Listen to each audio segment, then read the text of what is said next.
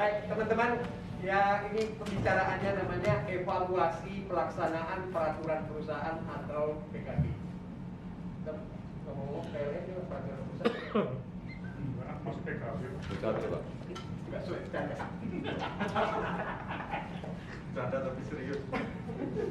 Yang pertama yang kita perlu evaluasi pasal-pasal mana saja yang sering dilanggar khususnya oleh manajemen, termasuk juga yang dilanggar oleh pekerja. Tapi yang dilanggar oleh pekerja itu pasti biasanya bab tentang tata tertib kerja. Nah, ini yang teman-teman harus kolek. Katakanlah pasal primer yang mungkin konteksnya di luar norma, artinya ada kombinasi antara norma sama non norma.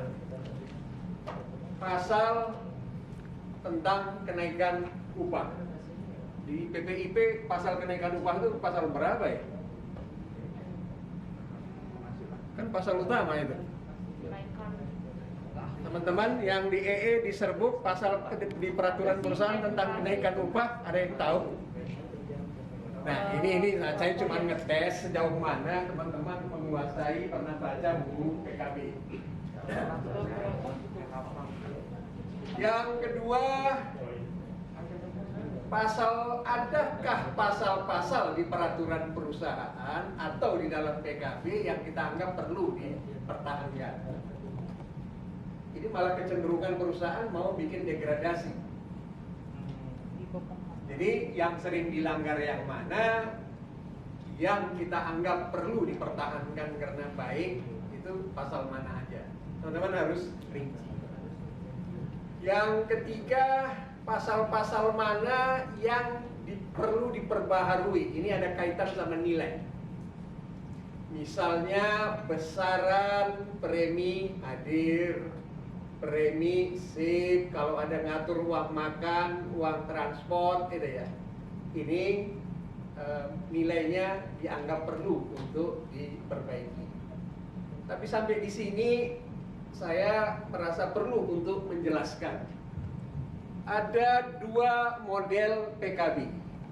Model yang pertama, contoh, ada perusahaan memberikan bonus. Statementnya, perusahaan memberikan bonus pada setiap akhir tahun atau pada setiap akhir tahun buku perusahaan. Besarnya bonus ada yang langsung di state, langsung 1 bulan upah misalnya. Tapi ada juga yang nulis besarnya bonus dirundingkan setiap tahun berdasarkan pola perhitungan tertentu antara serikat dengan perusahaan. Jadi yang satu ditulis langsung, yang satunya dirundingkan, tapi ada juga yang ketiga ditetapkan secara tersendiri oleh direksi. Jadi dia nggak mau menaruh nilai itu di dalam buku PKB. Besarnya premi hadir, besarnya premi macam-macam itu ditetapkan secara tersendiri. Tapi dinyatakan setiap pekerja yang hadir terus-menerus dalam waktu 1 bulan diberikan premi hadir. Setiap pekerja yang berhasil mendapatkan target pekerjaan sesuai dengan perintah di bagian masing-masing diberikan premi target misalnya. Besarnya tidak diumumkan. Alasannya mereka nggak enak sama perusahaan tetangga. Omongannya seperti itu, padahal aturan main di masing-masing perusahaan berbeda. Jadi ada pasal-pasal yang perlu diperbaharui kaitannya kepada nilai rupiah dari ketentuan yang sudah ada. Kemudian teman-teman anggap perlu ada pasal baru nggak? Kalau dianggap perlu pasal baru itu tentang apa? Yang Anda lihat misalnya, saya katakan teman-teman di grup PLN, ada sesuatu yang di Pertamina ada, tapi kita di grup PLN nggak ada. Ini mungkin memerlukan survei. Saya ngedengar misalnya katanya di PT Bomtang itu ya, ada Badak NGL katanya itu ya. Itu katanya itu PKB-nya bagus dalam pengertian seluruh hal-hal yang normatif ada pasti di dalamnya. Kemudian ada hal-hal yang non normatif yang nggak diatur, semacam tunjangan pendidikan anak, ada pembagian saham, itu ada katanya. Jadi ukuran baik itu kita tetapkan dulu. Kita nggak bisa bilang ini baik itu ya, hanya sekedar semata-mata nggak ada di perusahaan kita. Jadi pasal-pasal baru ini ya Anda kerennya ya surveilah, benchmark kepada serikat-serikat yang di tempat yang lain gitu ya. Saya nggak tahu persis dalam kaitan teman-teman di BUMN seperti apa katakan kemungkinannya itu bisa didapatkan di Federasi Serikat Pekerja BUMN data-data itu. Yang terakhir, perlu nggak ada perbaikan redaksional? Ketika nyata-nyata ada PKB atau peraturan perusahaan Anda bunyinya seperti yang tadi kita bilang, perusahaan akan memberikan, perusahaan melakukan bukan kenaikan upah, peninjauan upah bahkan istilahnya mereka, atau penyesuaian upah bila mana keadaan perusahaan memungkinkan, misalnya kalimatnya seperti itu. Nah, ini yang kita anggap perlu ada perbaikan redaksional, gitu ya. Jadi selain Anda minta yang baru, Anda juga perlu untuk yang soal redaksional.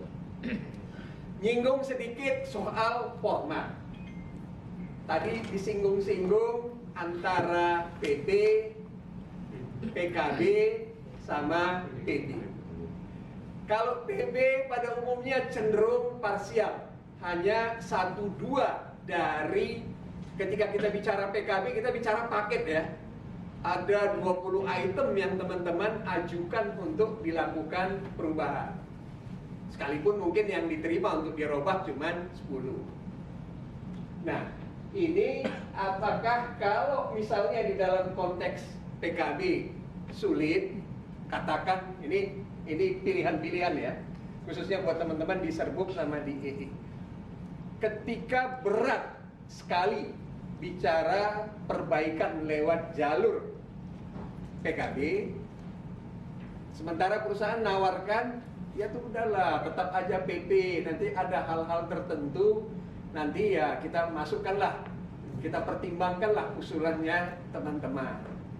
Nah, itu berarti, katakan misalnya kita bilang, Pak, 50% dari pasal-pasal kami anggap oke. Yang kami anggap oke itu ini lampirannya. Ada 25% yang nilainya kita anggap perlu diperbaiki. Nah, kemudian ada 25% lagi yang kita anggap ya perlu dianggap, katakanlah pasal-pasal baru beserta yang redaksionalnya. Jadi nggak semua kita bahas. Kalau kita bicara bahas bilang semua kayak gitu, ya reaksinya biasanya cenderung untuk menolak. Jadi pilihan-pilihan mana yang di dalam format PKB, mana yang di dalam PB, mana yang kemungkinan PB. Sebab itu recheck juga peraturan perusahaan itu kan masa berlakunya 2 tahun. Dengan catatan kalau toh teman-teman mengambil format peraturan perusahaan, bilang sama perusahaan, oke Pak, kita terima peraturan perusahaan, tapi sewaktu-waktu serikat bisa nuntut, bisa meminta sesuatu, tidak harus menunggu jangka waktu berakhirnya peraturan perusahaan. Katakan itu win-winnya di situ. Nah, ini kira-kira berangkat dari evaluasi ini. Nah, sekarang kita coba misalnya analisa pembaharuan PKB. Kenapa sih kok kita harus merubah peraturan perusahaan atau PKB yang ada menjadi PKB pembaharuan? Kalau teman-teman dari PB berarti PKB yang pertama kali. Yang pertama pasti why-nya merujuk kepada berakhirnya masa berlaku peraturan perusahaan atau merujuk kepada masa berlakunya PKB. Nah, yang kedua pasti terkait dengan kondisi perusahaan yang kita anggap sekalipun dalam keadaan COVID dia nggak terlalu signifikan lah dampak daripada COVID itu terhadap bisnis perusahaan. Sisi yang lain, Anda bisa kemukakan bersalin itu berapa sekarang, Bung Sulis? Tarif normalnya masih 700.000. Misalnya contoh. Kalau di desa, kalau di Jakarta harganya udah di atas 1.200.000. Ya, apalagi udah pakai sesar ya. Iya, itulah. Jadi hal-hal yang kayak gini, kata RCTI, survei membuktikan itu sekian rupiah. Kontrakan berapa, itu udah ada nilainya. Jadi teman-teman harus melakukan survei-survei yang kayak gini, yang menunjukkan terjadi kenaikan biaya hidup. Nah, ujung-ujungnya masuk kepada pasal kenaikan upah. Kita kepengen orang yang upah yang paling rendah di perusahaan, ya menuju katakanlah kepada upah minimum. Kayaknya nggak ada lagi PPJB, di PPIP maupun di PLN yang besaran upah minimum, nggak ada kan, udah kan? Sudah istilahnya upah minimum perusahaan. Nah, kemudian ketika upah minimum itu menurut aturan kan upah pekerja dengan golongan paling rendah dengan masa kerja 0 sampai dengan kurang dari 1 tahun. Nah, berarti kalau lebih dari 1 tahun dia harus merujuk kepada soal skala upah. Dikaitkan kepada pendidikannya apa, golongan jabatannya apa, pengalaman kerjanya apa, bla bla bla. Kita ini dasar penetapan upahnya nggak jelas. Ya betul kita satuan waktu, tapi apakah seseorang ditetapkan upahnya karena jabatan, kemudian ketika ada perbedaan gitu ya. Ambil yang contoh yang paling populer, supir. Ada supir bos, dia pegawai perusahaan, dia SIM-nya katakanlah A umum gitu ya. Ada lagi yang bawa truk, ada lagi yang bawa kontainer, dihajar semuanya hanya dapat upah minimum gitu ya. Padahal pasti terkait dengan spesifikasi sang supir tadi beda-beda. Nah, belum lagi kita bicara yang supir forklift kalau di pabrik. Dari Y tadi kita masuk kepada what. Apa-apa pasal-pasal mana saja yang akan teman-teman perbaharui, termasuk pasal-pasal baru yang akan dirujuk. Pasti ngambil dari evaluasi tadi, ya, ngambil dari evaluasi tadi. Nah, ini soal persiapan. Kapan draftnya dibuat, itu ya, kapan datanya disiapkan, gitu ya. Nah, U-nya udah disinggung sama Bung Sulis, gitu ya. Nah, where-nya, ya, perundingannya di perusahaan pasti. Masih dalam lingkungan perundingan bipartit. Nggak selesai, berarti bawa ke mediasi. Nggak selesai juga, berarti masuk ke pengadilan hubungan industrial. Dari sisi hak, kita punya hak itu berdasarkan Undang-Undang Nomor 2 Tahun 2004. Cuman dari sisi praktis belum tentu. Belum tentu teman-teman ketika deadlock hasilnya jauh dari memuaskan akan berangkat menuju ke sana. Ada banyak faktor yang diperhitungkan. Nah, saya mau ngomong dari sisi perusahaan. Beberapa perusahaan merasa nggak enak, merasa corporate image-nya terganggu kalau urusannya dibawa ke pengadilan. Mainkan momen itu kalau ada hal yang seperti itu. Tentu pada akhirnya kita nggak ngotot, ya, kita nggak benar-benar untuk pergi ke perselisihan. Itu kita anggap taktik. Dari pengutaraan hal-hal ini, kadang-kadang suka lupa. Kita ada rumus namanya P3. P3, P yang pertama prepare. Bung Sulis tadi udah bilang, setelah kita menetapkan sikap kita, nggak bisa, ini harus bikin PKB, nggak bisa lagi perpanjangan. Dengan sendirinya kita harus bentuk tim. Tadi yang dibilang apa tadi, tim penjerumus, tim perunding. Yang ketiga kayaknya perlu namanya tim sukses. Sukses.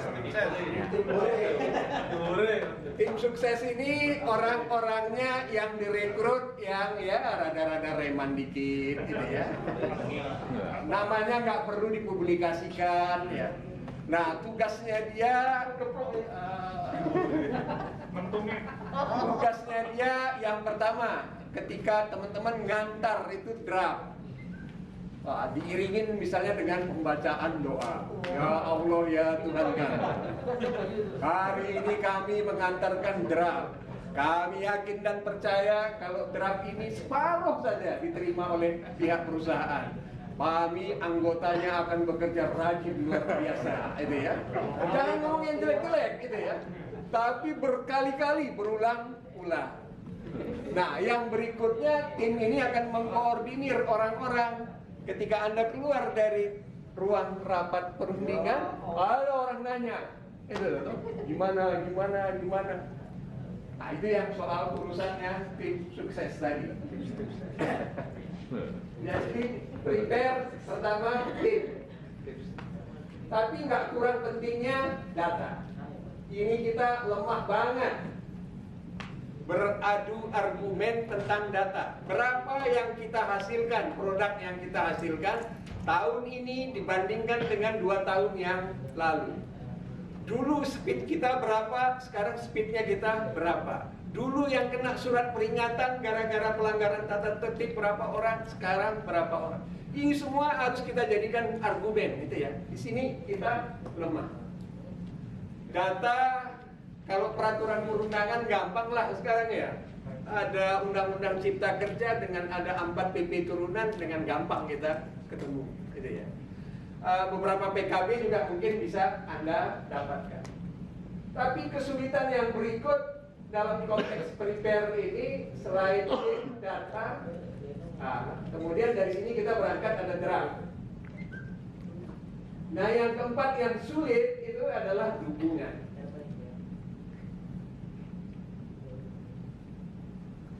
Sejauh mana teman-teman bisa mengalirkan dukungan ketika pra-perundingan? Kami yang bertanda tangan di bawah ini, para anggota yang berada di Provinsi Sumatera Barat, dengan ini meminta kepada pengurus DPP untuk melakukan perbaikan PKB pasal sekian, tanda tangan. Ditandatanganin juga sama daerah yang lain.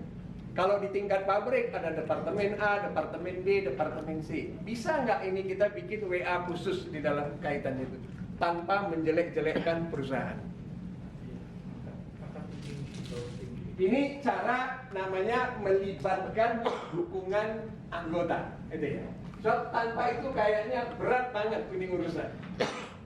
Yang berikutnya lebih berat lagi, namanya ready.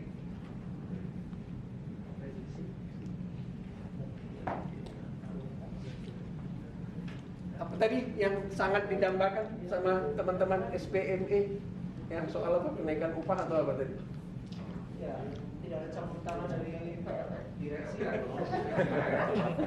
Oke,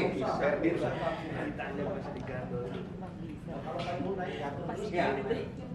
Yang kita perkirakan itu ada 3. Yang namanya pertama sikap manajemen terhadap whatever, apapun yang Anda tuntut, kalian harus perkirakan.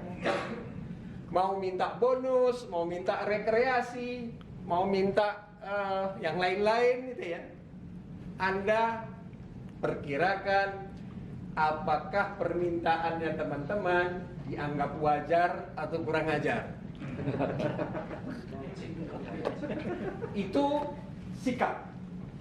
Usahakan meyakinkan agar apa yang Anda minta masih dianggap wajar. Sekalipun belum tentu diberi. Saya kunci juga di situ ya. Tapi itu memudahkan kita untuk bicara nilai. Yang kedua, pertanyaan manajemen.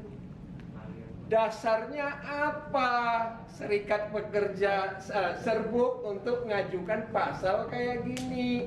Apalagi dalam kaitan kondisi perusahaan yang terkena COVID, make ini dong. Nah, dia bikin jengkel kita udah mulai gitu ya. Ini tim perunding serikat ini ngomong dulu baru mikir gitu ya. Yang memancing emosinya kita. Itu nanya. Atau kalau misalnya dalam konteks dasar hukum, ini dasar hukum bonus, permintaan bonus ini apa? Itu nanya. Sekarang yang ketiga, argumentasi nolak. Teman-teman di PPJB atau di PPIP, alasan perusahaan nolak permintaan serikat apa? Kemampuan perusahaan kah? Rugi kah? Kalau di kita sih, kalau ada kita minta aturan-aturan itu, pertama pasti manajemen itu hal pertamanya mereka melihat di PLN ada nggak aturan itu. Ya. Ada beberapa kali seperti Ya. itu. Makanya agak impossible gitu. Emang ini di PLN ada, itu kan? Tapi emang ada beberapa yang pada akhirnya memang bisa goal, tapi melalui panjang perundingan dan beberapa kali perundingan dengan berbagai macam ini. Tapi itu pasti itu, kalau misalnya kita minta sesuatu yang PLN nggak ada, itu pasti Susah. ya itulah. Sesuatu yang ada di PLN berarti nggak problem. Oh enggak juga, karena Saya enggak juga. Jadi gini, kadang manajemen itu nggak fair juga. Jadi mereka minta apa-apa samain sama PLN, tapi ketika kita lebih baik dan kita minta ya udah PLN sama kita, mereka nggak mau. Ya. Jadi maunya mereka aja intinya gitu lah. Padahal job desk-nya kita, target-targetnya kita mungkin bisa lebih baik dalam tanda kutip daripada Jadi PLN. memang nggak fairnya kadang di sana, terutama masalah penghasilan sih sebenarnya. Maksudnya karena memang sistem penghasilan kita itu kan agak kompleks gitu maksudnya. Dan PLN Group itu sekarang kelihatannya mau menerapkan sistem yang sama. Jadi kalau misalnya ada satu orang yang akan pindah tugas karya dari satu anak perusahaan ke induk ke perusahaan itu, dia akan solid dalam artian dia liquid, maksudnya dia akan gampang untuk disetarakan grade dan lain-lainnya.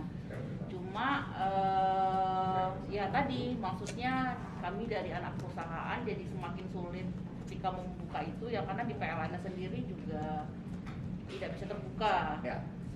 Oke, soal struktur dan skala upah ya mungkin ini kita pikirkan gitu ya. Pada satu saat kita bicara yang seperti ini, artinya melalui perbaikan struktur skala upah kita bisa mendapatkan sesuatu. Tapi kayaknya karena itu butuh juga 2 hari juga itu ya, nggak bisa kita bicarakan sekarang. 2 hari Jadi tempatnya adem, Pak. Itu mahal. Oke, tapi kan paling tidak kita kepengen pasal kenaikan upah di tempat kita. Pertama-tama misalnya dasarnya inflasi, berlaku umum diberikan kepada seluruh pekerja dengan tidak memandang kondite pekerjaannya mereka. Tapi selain daripada inflasi atau indeks harga konsumen, mereka juga mendapatkan kenaikan karena prestasi kerja. Keluarlah parameter sangat baik, sama cukup. Yang sangat baik dapat berapa persen, yang baik dapat berapa persen. Di beberapa perusahaan ini ada, tetapi non-negotiate, tidak dirundingkan.